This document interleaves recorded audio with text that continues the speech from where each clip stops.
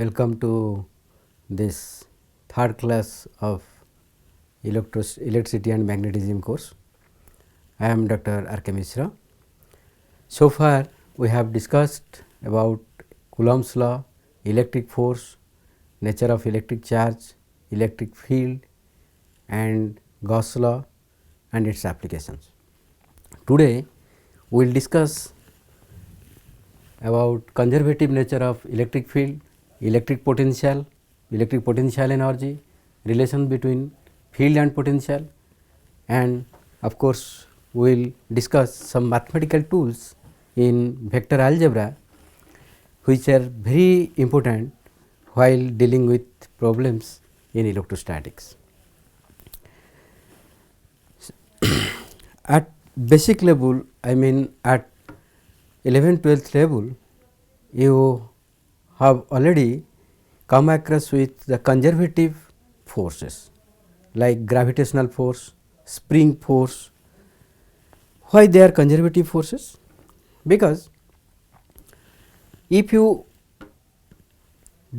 bring the body in a conservative field, or let us come to the example of gravitational force.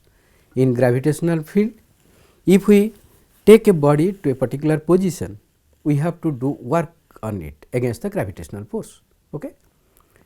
This work done in bringing the body to a particular position is stored in the body as its potential energy, and in this case we call it gravitational potential energy.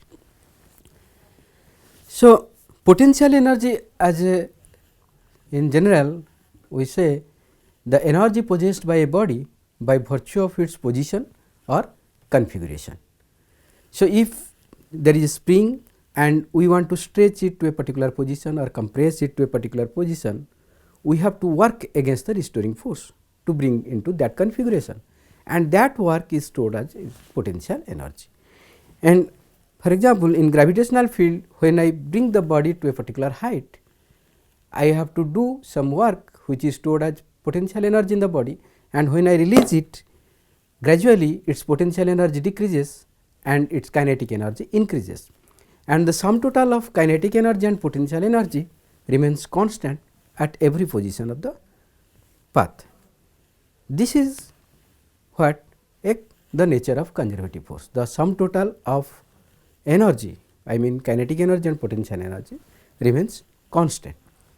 This is the nature of or property of a conservative force, and we will discuss more about the properties of conservative force during our course of discussion. Then, like spring force, like gravitational force, our electrostatic force is also an inverse square law force.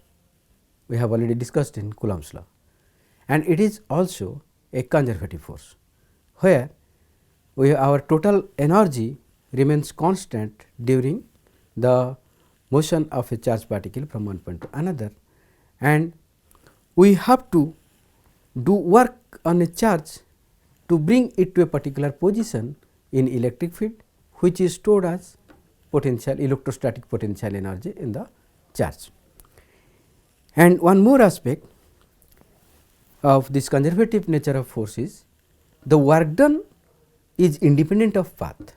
So, if you bring a body in gravitational field to a height h, always the work is to be done is mgh, whether you follow a path, curve path or any different path.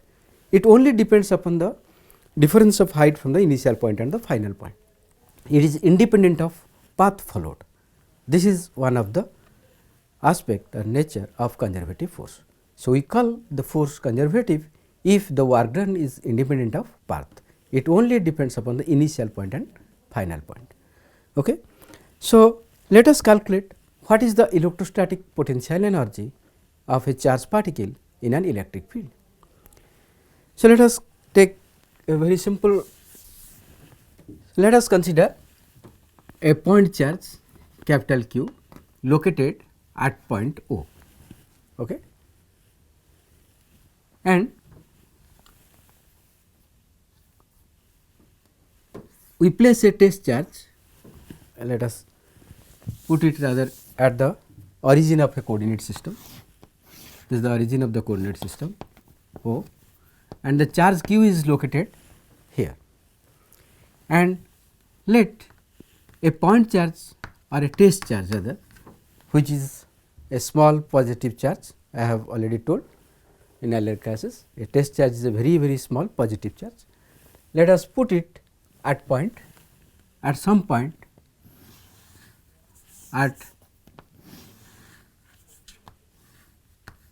position vector r, or at a distance r from origin, that is from the point charge capital Q. Now,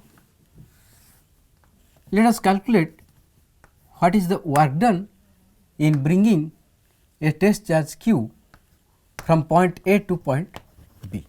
A and B are 2 points in the path, and let us calculate what is the work done in bringing the test charge from point A to point B.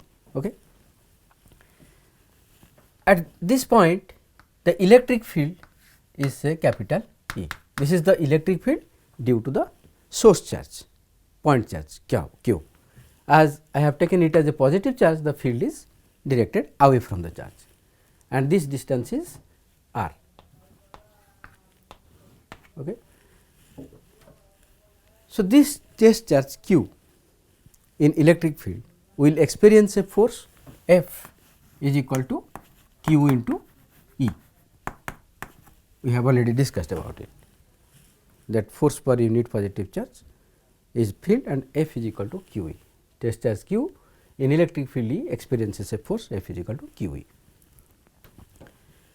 This force will tend to take the charge away from the source charge, and if we want to keep it in equilibrium here, we have to apply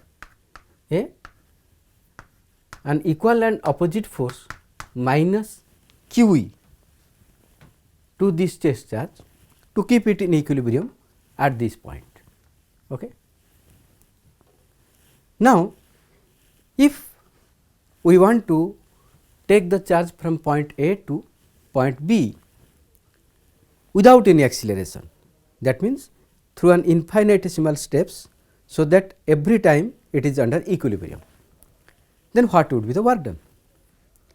And that work done we will calculate will be the difference of potential energy of the charge from point B, between point B and point A, because this extra work done increases the potential energy of the charge, and in this case the potential energy is electrostatic potential energy. Okay. So, to keep the charge in equilibrium here, we have to apply a force minus Q E, and now let we give a very small or infinitesimal displacement dr to the charge. Now, what will be the work done? The work done will be dw is equal to force is minus Q E dot displacement dr. This is the dot product of force and displacement, work done, and it is equal to how much? It is equal to minus Q E dr cos 0, because minus Q E force and dr both are in same direction, and it is equal to minus Q E into dr. Okay. And what will be the total work done in moving the charge from point A to point B? I have to integrate. So, the total work done in bringing the charge from A to B, let me write it as WAV, is equal to integration of minus QE dr from point A to point B. Point A has a distance r s a from the source charge Q, and point B has a distance of r b from the source charge Q. So, the integration limit will be from r a to r b. Okay. So, this work done is stored as the potential energy in the charge particle. So, if I say the potential energy of the charge at A is U A, it is the potential energy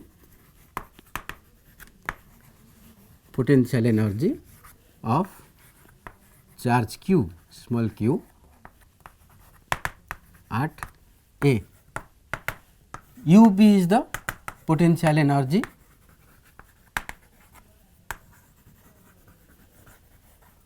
of charge q at B. Then obviously, this W A B is equal to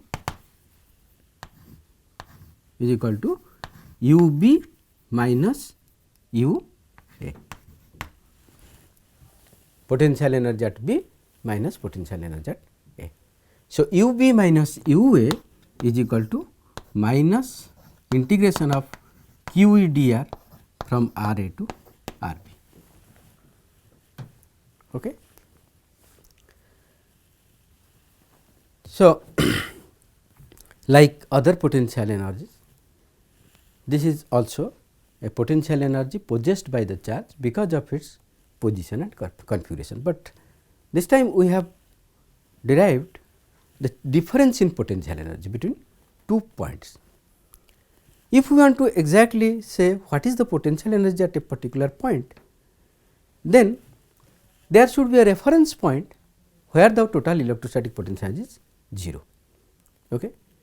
Like if you are asked what is the height you have raised, suppose you are moving up a staircase and what is the height you gain, you can say that the difference between the top and the bottom is the height, but this is the difference. But to a particular reference level, if we want to know what is the elevation of a particular point, we take the reference level as the sea level. Okay. So, that is sea level that we take as 0 potential, 0 height, 0 elevation. From there the height of a point is calculated, but again at this point the height from the sea level of the ground here is a constant quantity.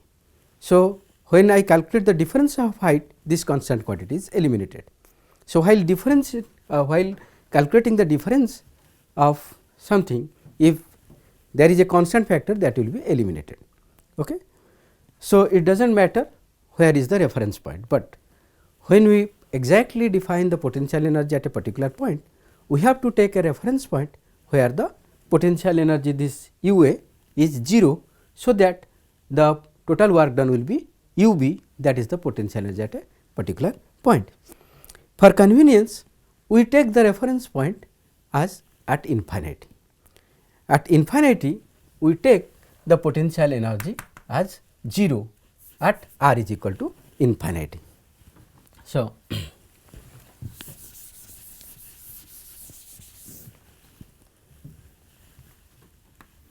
the reference point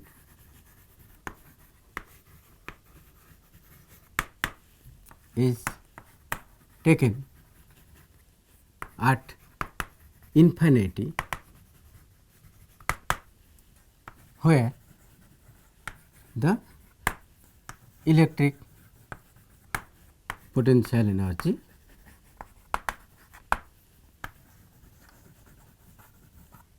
is 0. Okay. So, let us say this equation as equation 1 and this equation as equation 2 and this equation as equation 3. Then from equation 3, if we take reference point R A at infinity, then this is the U A will be 0 and this integration will give you the electrostatic potential energy at point B. So, in general the electrostatic potential energy at a point R we can write as it is equal to integration of minus Q E dr from infinite to integration limit from infinite to R. Okay. Suppose I take the charge in any arbitrary path, this is any arbitrary path. So, here when I displace it through dl, Okay. When I displace it through dl, and this is say dr, this is say dr, then the angle between dr and dl is say theta, then our work done dw, this work done dw is equal to minus qe dot dl. It will become minus qe, because minus q is the force acting along this direction and dl is in this direction. Okay, sorry, q is force acting this in this direction and minus qe force is acting along this direction, and the angle between minus qe and dl is theta. So, the dot product will become minus qe dl cos theta. And what is this dl cos theta? Dl cos theta is nothing but dr. So, again it will become minus q into dr, and we will arrive at the same equation. So, that the potential energy will be again integration from R A to R B.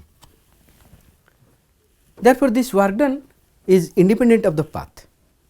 Any path, any arbitrary path we can choose to move from one point to another point in the electric field, the work done will only depend upon the initial point and the final point, and it is independent of path.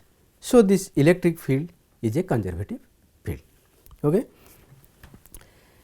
And if it is independent of path, then if I move from in this path from this point to this point, the work done WAB will be equal to UB minus UA, and again if we come back to point A through any path from B to A, the work done will become WBA will be equal to UA minus UB. So, that the total work done around the closed path, that will become W, that is equal to integration of minus QE dot dr around the closed path. This is the symbol for the integration around the closed path, will become how much? It will be equal to UB minus UA plus UA minus UB. So, that it is equal to 0. It is equal to 0. This is again the important aspect of conservative force field. In a conservative force field, work done is independent of path, and consequently the work done around a closed path is always 0. Okay. So, electric field is a conservative field because the work done around the closed path is 0 in this field. Okay. We have got 4 equations.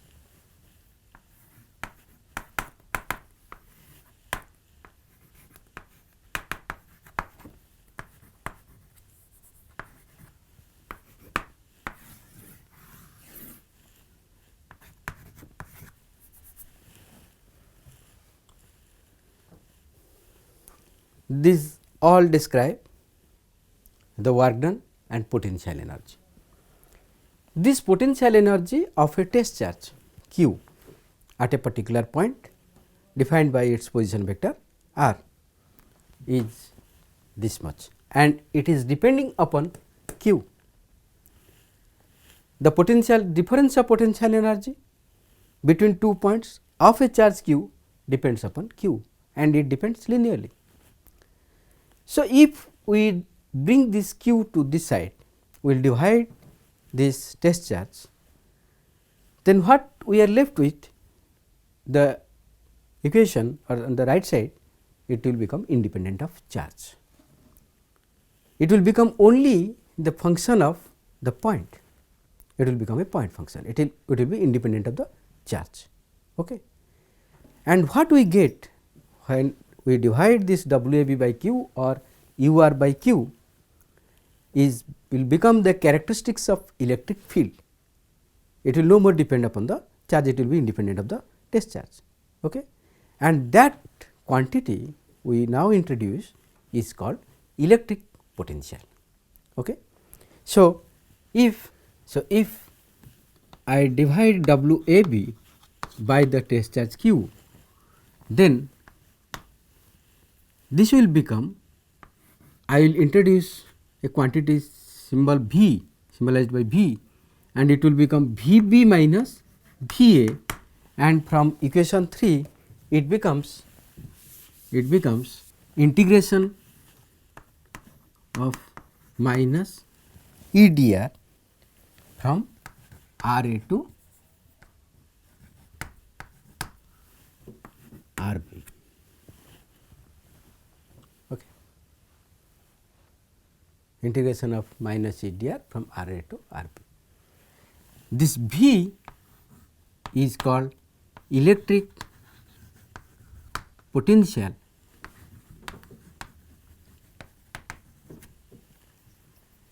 and Vb minus Va is the potential difference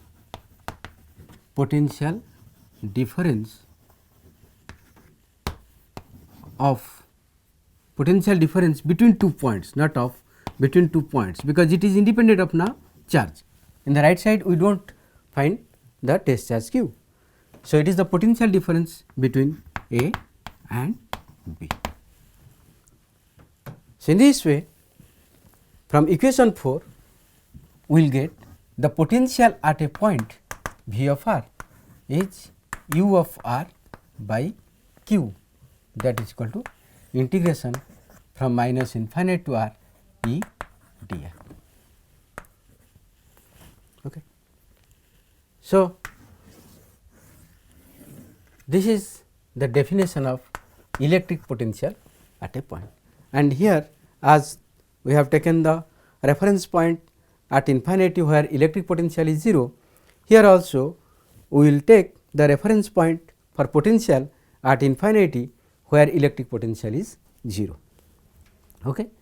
So, V of r, the potential at a point of position vector r, is equal to line integral of negative of line integral of electric field, it is minus integration of minus E dr from infinity to r. Okay. So, what will be the definition of electric potential? Obviously, this equation, from this equation we say the electric potential at a point is the work done in bringing a unit positive charge from infinity to that point against the electrostatic force, without any acceleration. Of course, without any acceleration, at every infinite step we will move it through equilibrium. Okay. So, we can write the definition of electric potential as electric potential at a point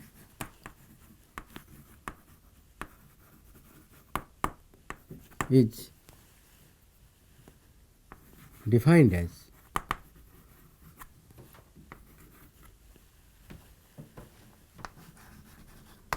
the work done in bringing a unit positive charge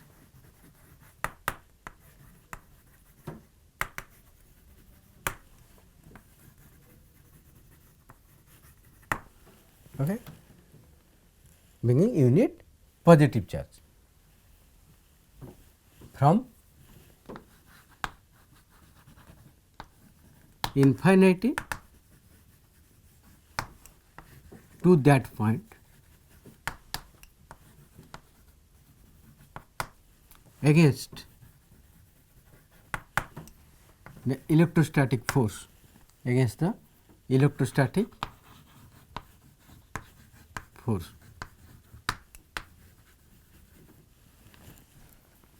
without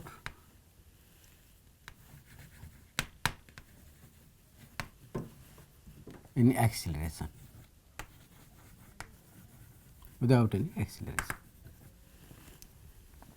Okay. So, this potential energy of the test charge q at a point is the work done in bringing from infinite to r. Then work done per unit positive charge, that becomes u by q or w by q. So, if w is the total work done in bringing the charge from infinity to a point against the electrostatic force, then the work done per unit positive charge, that becomes W by Q. W is the work done to bring the charge Q, and per unit charge it will become W by Q, and this is the electric potential. So, you see, in comparison to the electric field, where our operational definition was F by Q, it was force per unit positive charge. Now, it is work done per unit positive charge. So, electric field is a vector quantity, but electric potential is a scalar quantity, because work is scalar. And what will be its unit? Its unit will be joule by coulomb. The unit of charge is coulomb and unit of work is joule, and joule by coulomb we call volt. This is called volt. So, the unit of electric potential is volt. 1 volt is equal to 1 joule per 1 coulomb. Okay. This is the SI unit of electric potential. So, so far we have now defined what is potential energy, electric potential energy and electric potential. Let us again review electric potential energy. From the definition, we can say that it is the work done to bring the charge against electrostatic force from infinite to a particular point, where we calculate the potential energy of that charge. But potential at a point is the work done in bringing unit positive charge from infinite to that point against the electrostatic force. So, this potential is now independent of the charge, it is only depending upon the point function. So, we must know the difference between potential energy and potential, though we derive or we find expression for potential through potential energy, but they are completely two different quantities. As I have told in the first or second class, that the electrical influence, the electrical environment of a charge or distribution of charge is defined, is specified, is incorporated by two quantities. They are called fields. One is a vector field, that is electric field, and another is a scalar field, that is potential. Both are point functions. Okay. And then we will go to find the relationship between these two fields. One is vector field and one is scalar field, the relationship between field and potential. Okay.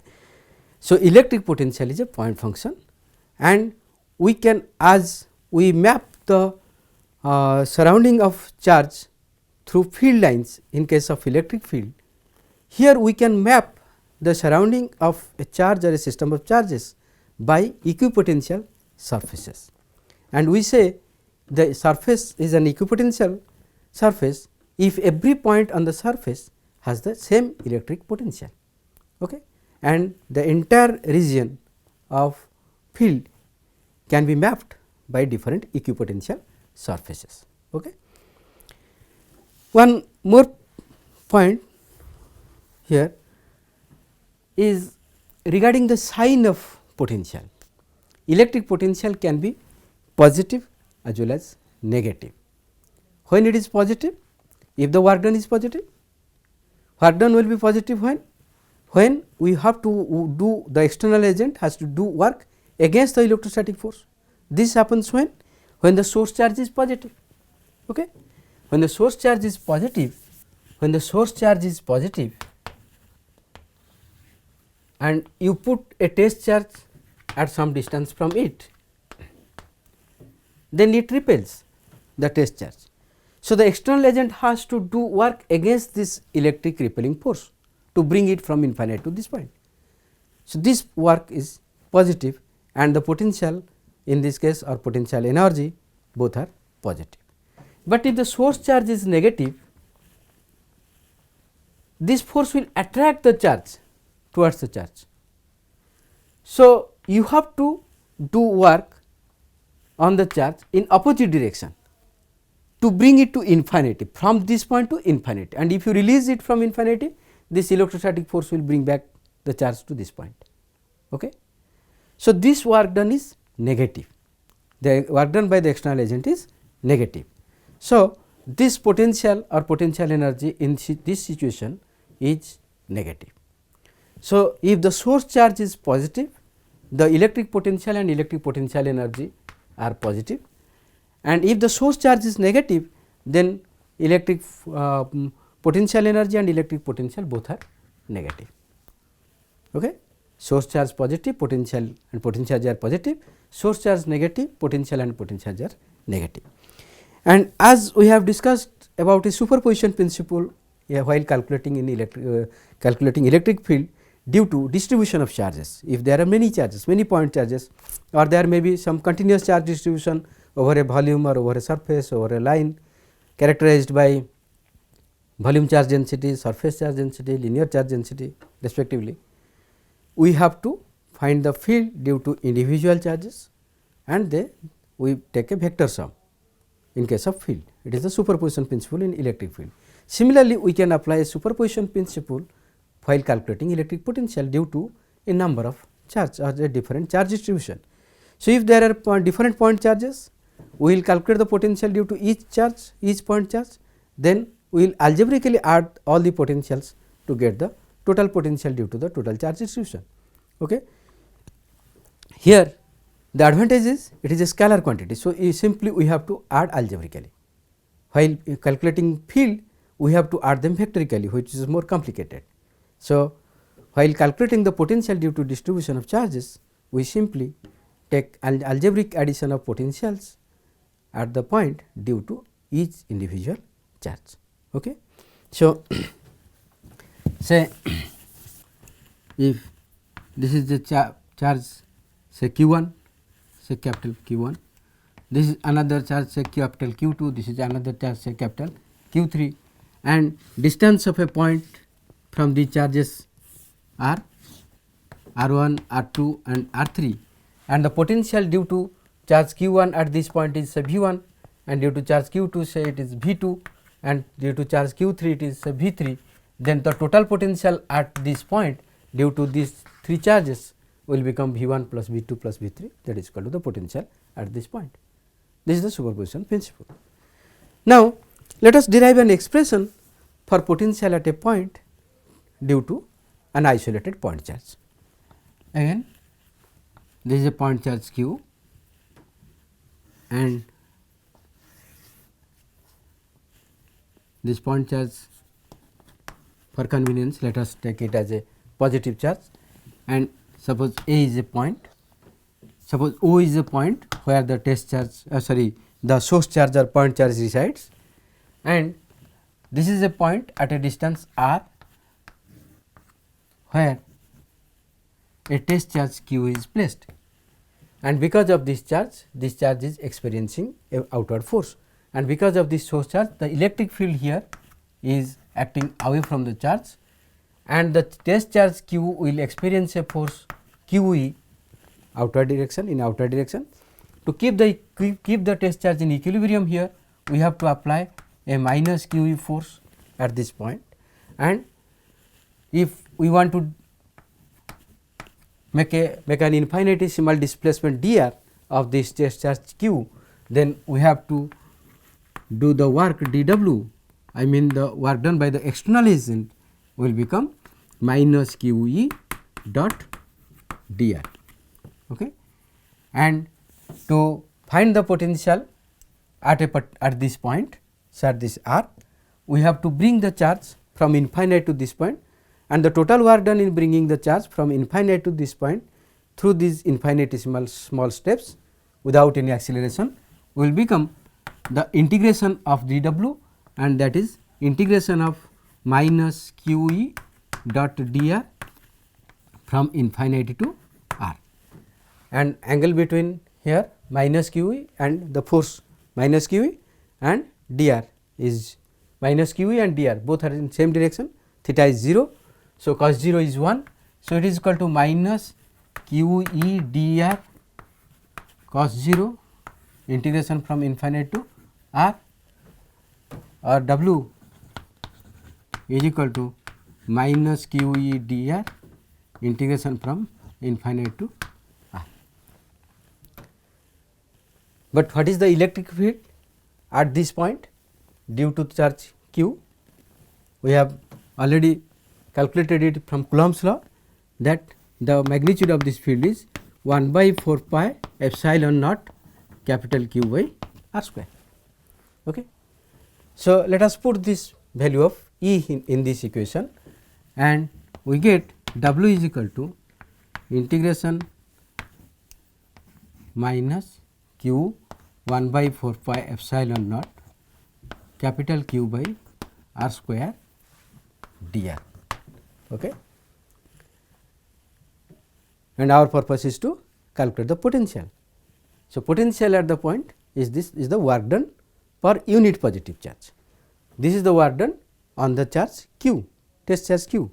So, the work done per unit positive charge, that is V, will be equal to W by q is equal to integration minus integration from infinite to r 1 by 4 pi epsilon naught q by r square dr. This small q comes to this side is equal to now minus q by 4 pi epsilon naught taken outside the integration, integration of 1 by r square dr from infinite to r. Okay. Or V is equal to now minus q by 4 pi epsilon naught integration of 1 by r square is, it is r to the power minus 2 plus 1 by minus 2 plus 1, it is r to the power minus 1 by minus 1, that is minus 1 by r from infinity to r. This minus becomes plus. So, q by 4 pi epsilon naught 1 by r, lower limit is infinite, upper limit is r, is equal to q by 4 pi epsilon naught 1 by r minus 1 by infinite. And what is 1 by infinite? It is 0. So, it is equal to q by 4 pi epsilon naught r. So, we find the potential due to isolated point charge q at a distance r from it as V is equal to 1 by 4 pi epsilon naught q by r. Okay. This is the potential due to isolated point charge. We had calculated earlier the electric field due to an isolated point charge as 1 by 4 pi epsilon naught q by r square into r cap. It is a vector quantity and its direction is along r, while potential is a scalar quantity, it is 1 by 4 pi epsilon 0 q by r. And you can see field is inversely proportional to square of the distance from a point charge, while potential is inversely proportional to r only. Field is inversely proportional to square of the distance, while potential is inversely proportional to r only due to a point charge. Okay. And if there are many point charges, our potential will become 1 by 4 pi epsilon naught sigma q I by r I goes from 1 to n. If there are n point charges, then one will, for q1 it will be q1 by r1, for q2 it will be q2 by r2, for q3 it will be q3 by r3, where r1, r2, r3, r4 are the distances from the respective point charges to the point of observation. Okay. So, this is according to the superposition principle. If there are n number of point charges, if there is a volume charge distribution, then this summation will become an integration. Okay. 1 by 4 pi epsilon naught, and it will become integration of what? Integration of volume charge density into a small volume element dV. Okay. So, let us to avoid the confusion between potential and volume, let us write the symbol tau as the volume here. So, that it will be integration of rho d tau by r. The summation will become a integration when there is a continuous volume charge distribution. Okay. And if there is a surface charge distribution, it will become, it is a volume integration, here it will become a surface integration of sigma ds by r, where sigma is the surface charge density, charge per unit area.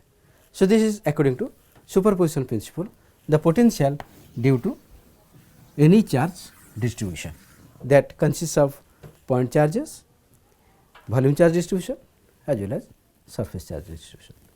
Okay. Well, we now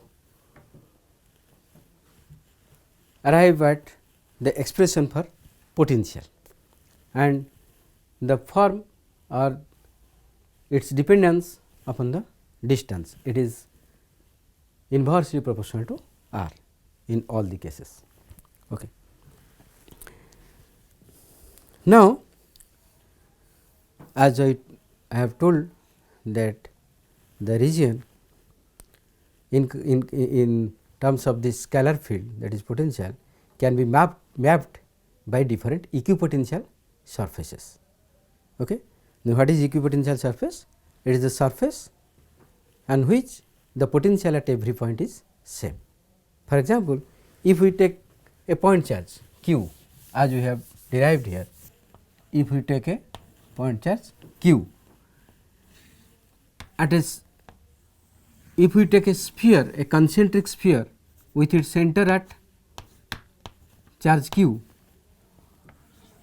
then every point on this sphere will have the same potential, as we have derived the formula that V is equal to 1 by 4 pi epsilon naught q by r. Okay. So, this sphere will now become an equipotential surface, okay, on which the potential is V. If we take another surface, say r plus dr, then a sphere of radius r plus dr, it will have a potential, say if this surface has potential V, this will have a surface, this will have a potential V minus dV, because as the distance is increased, potential decreases, but again this is an equipotential surface. So, the entire region around the charge distribution can be mapped by equipotential surfaces. And what is the angle between this equipotential surface and electric field? Okay. From the definition of potential and potential difference, what is the definition of potential difference? Potential difference between 2 points V A minus V B is equal to work done in bringing the point charge from A to B,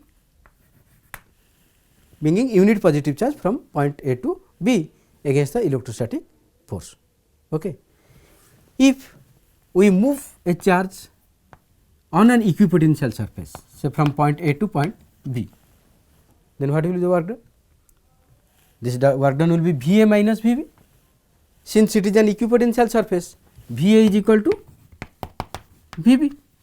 So, from this equation W A B will become 0. So, no work is done to bring a charge or to move a charge on an equipotential surface, because every point has same potential. Okay. Let this is an equipotential surface and this is another equipotential surface.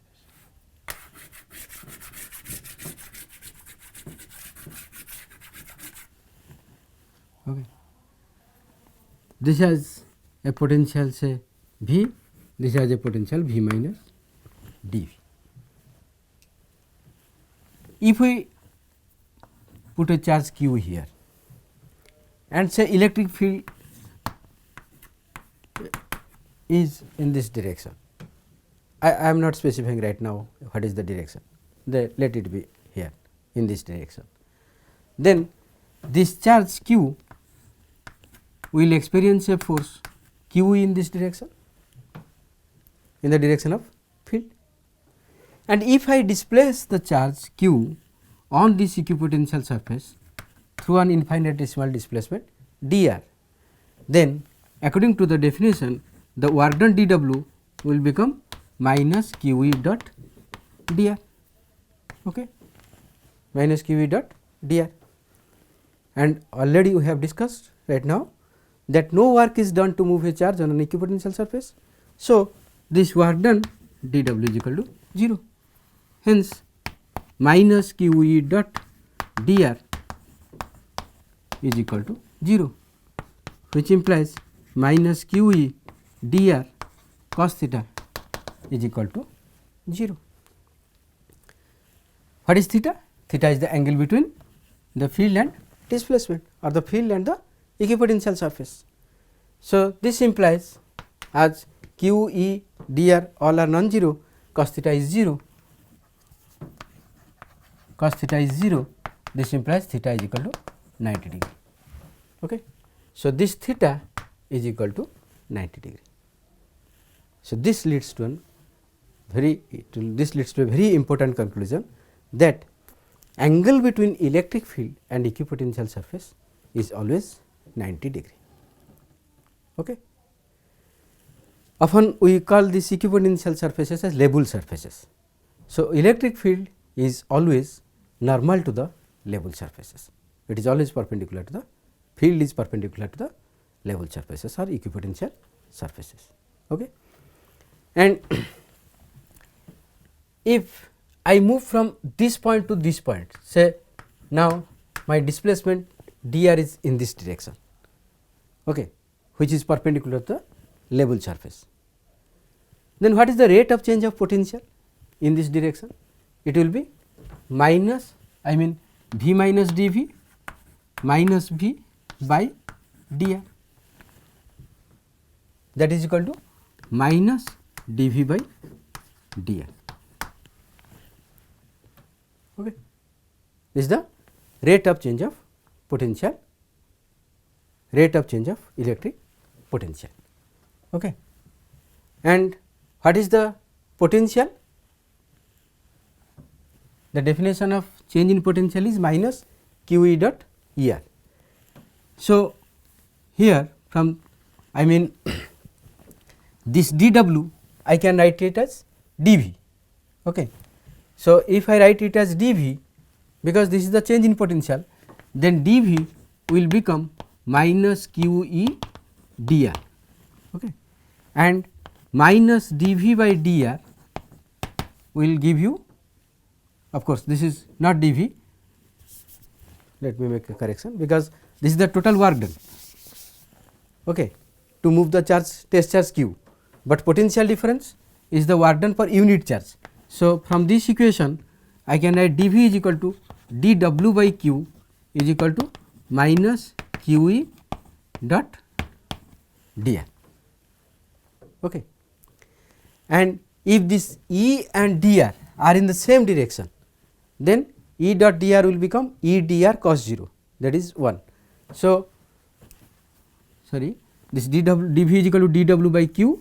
So, this q is eliminated, now minus e dot dr, and this e dot dr is now minus e dr only, because the angle between them is 0 degree in this direction, that is perpendicular to the level surface, and minus dv by dr gives you electric field E from this equation. So, this rate of change of potential gives you electric field, but remember field is a vector quantity, potential is a scalar quantity. This rate of change is maximum only in this direction. You can move dr in any direction. The change in potential is maximum when you move dr in this direction. So, this dv by dr is the rate of change here in a particular direction. What is that direction? The direction in which this rate of change is maximum. Okay. And we call it as gradient, this dV by dr as gradient. It is the rate of change of potential and it has a direction. When I say gradient, it is often called directional derivative. Okay. There is a difference between derivative and directional derivative. The directional derivative here is the rate of change in the direction in which this rate of change is maximum. This is called the gradient, and electric field is the negative gradient of electric potential. Okay.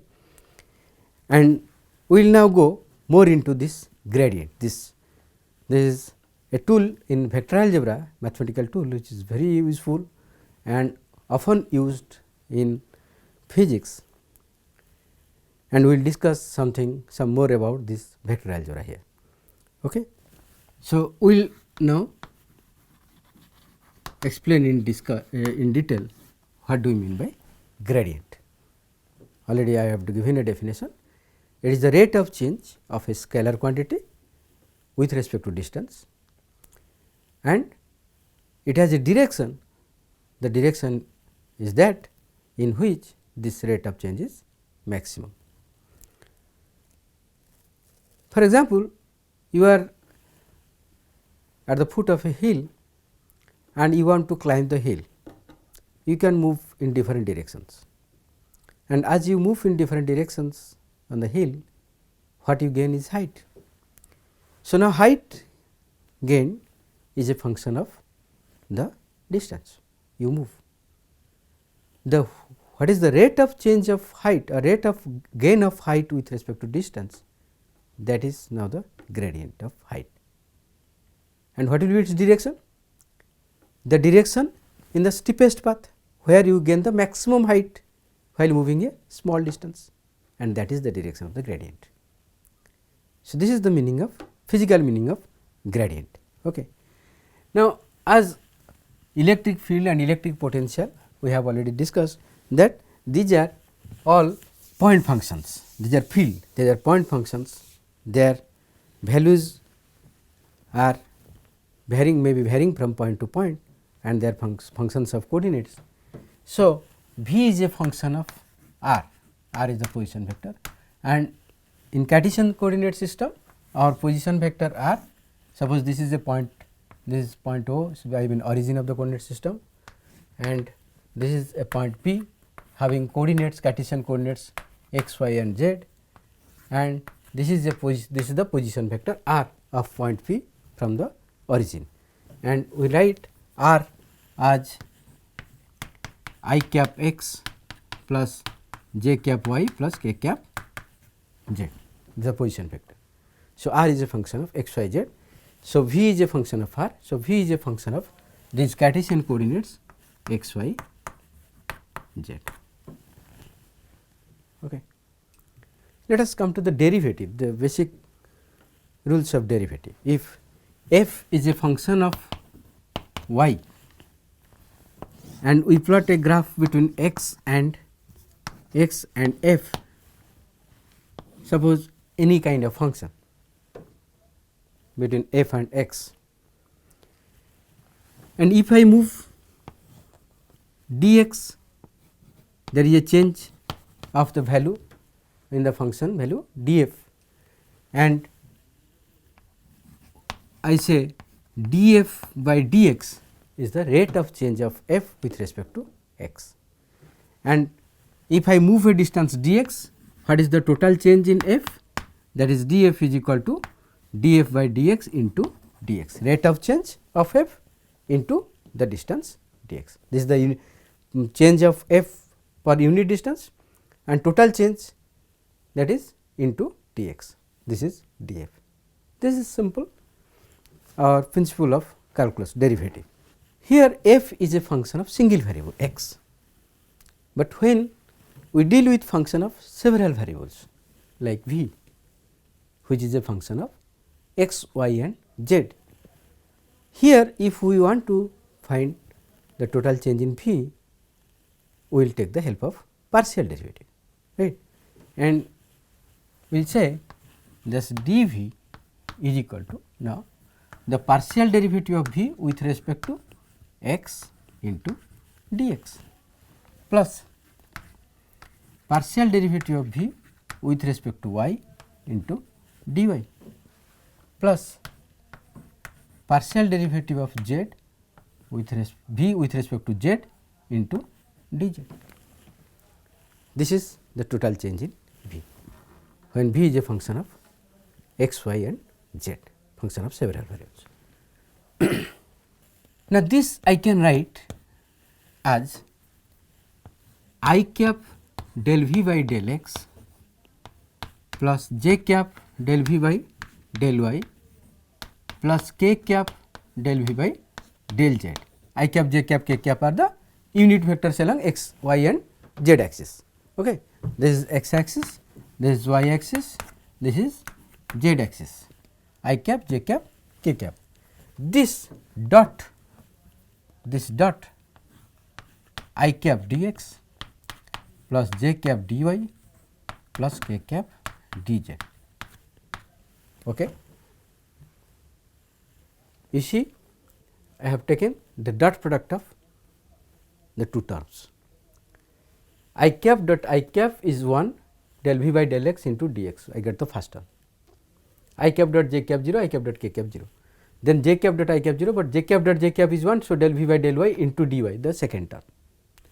Then k cap dot I cap 0, k cap dot j cap 0 and k cap dot k cap is 1, that is del V by del z into dz. I get the third term. So, dV is now expressed as dot product of two vectors. Okay. And what is this vector? I have already told that position vector r is equal to I cap x plus j cap y plus k cap z. So, dr is equal to I cap dx plus j cap dy plus k cap dz. There is a change in position vector or a length element. So, this is nothing but a length element dr or change in position vectors.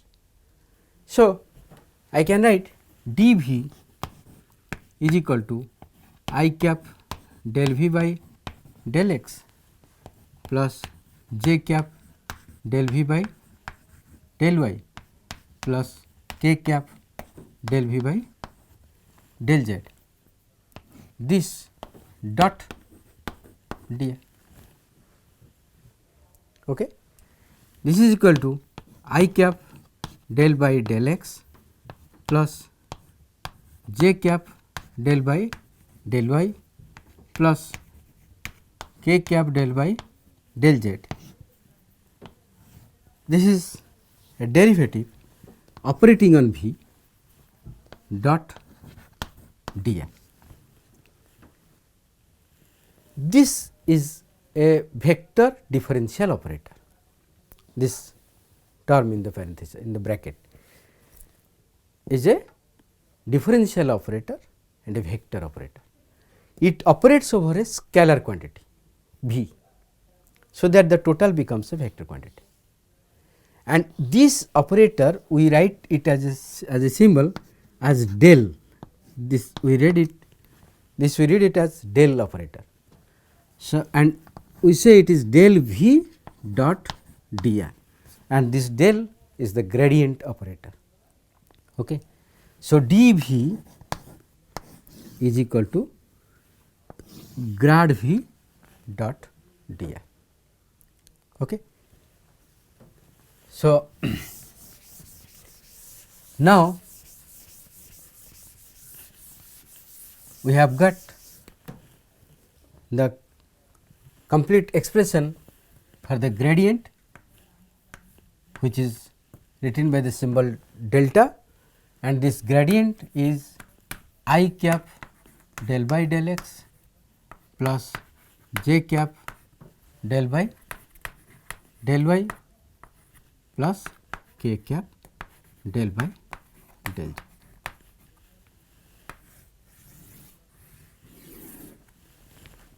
This has to operate upon a function, and preferably and in fact it acts upon or it operates over a scalar function like V. so that the total this grad V becomes a vector quantity, and when we take the dot product with dr, we get the total change in potential.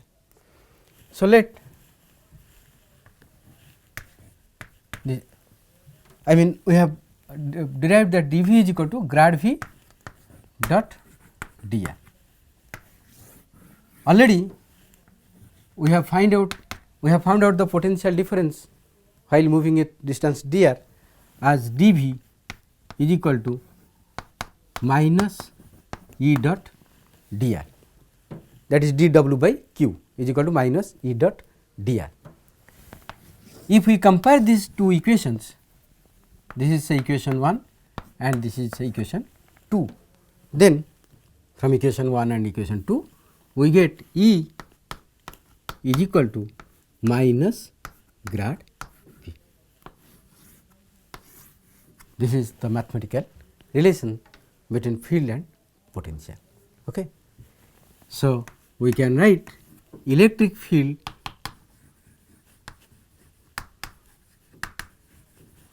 is the negative gradient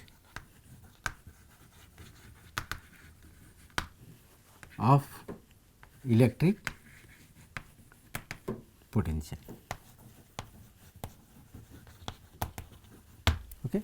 And what is gradient? From equation 1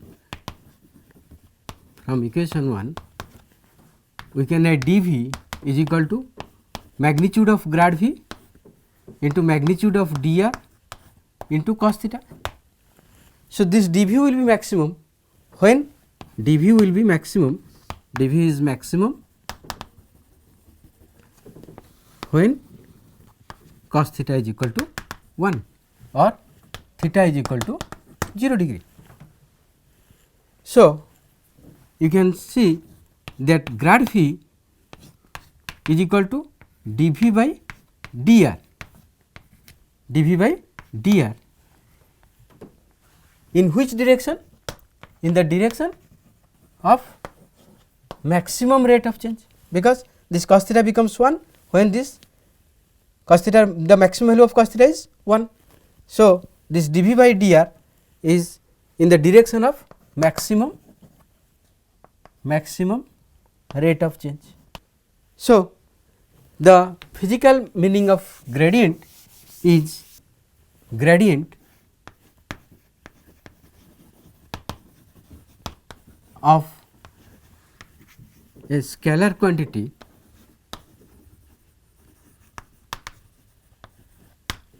is the rate of change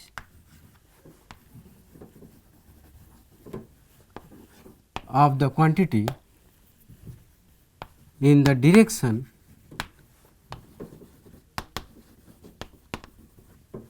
of maximum change, in the direction of maximum change. Okay. So, it has a magnitude as well as a direction. So, it is a very important operator gradient V. So, far we have found out the relationship between electric field and potential. One relationship is from the definition of potential, we see that V is the line integral of electric field, okay, from infinite to R, and dV is equal to minus E dot dr. This is the integral relationship and this one is the your differential relationship. The line integral of field is negative of the line integral of field is potential, negative of the gradient of potential is electric field. In the next class, we will discuss more about this del operator and how it operates and how it is equivalent to a vector, but though it is not a vector, it is an operator, but it can operate like a vector. We will discuss in the next class, because they have wide significance in physics as a whole and especially in electrostatics, dealing with problems in electrostatics. Thank you.